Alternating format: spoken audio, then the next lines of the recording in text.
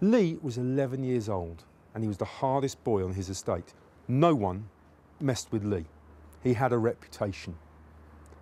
He also couldn't read or write. He developed a fail-safe mechanism for avoiding having to read or having to write or being put in that situation. It was quite simple. He would just either hit the person next to him or he'd trash a room. He'd then get taken out, he'd be removed from the situation. He wouldn't have to do the lesson. Day in, day out, we had this pattern. Literacy was coming, he'd get a whiff of it, bang, the incident would happen, we'd have to deal with that. We need to find a different way of dealing with this.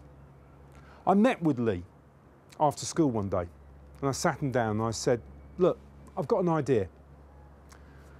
What I'd like to do is to suggest to you, you don't come to any more literacy lessons. You don't need to. It's not a problem. You don't have to come to any more literacy lessons. And not only that, but if you don't come to them, there's no consequence. No catch-up time. You don't have to catch up with the work. You just don't need to be in the room.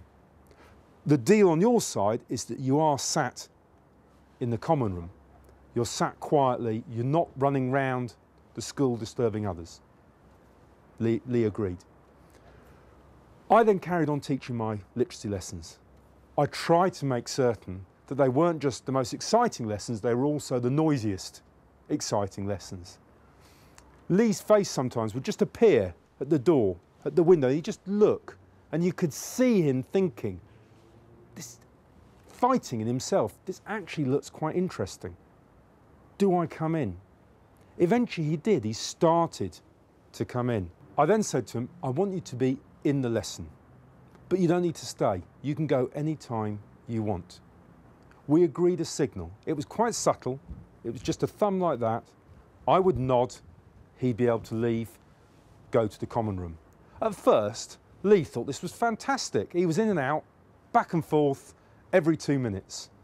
Now, some people might say that's disruptive, but it was a lot less disruptive than what Lee was doing, which was completely trashing the room every time.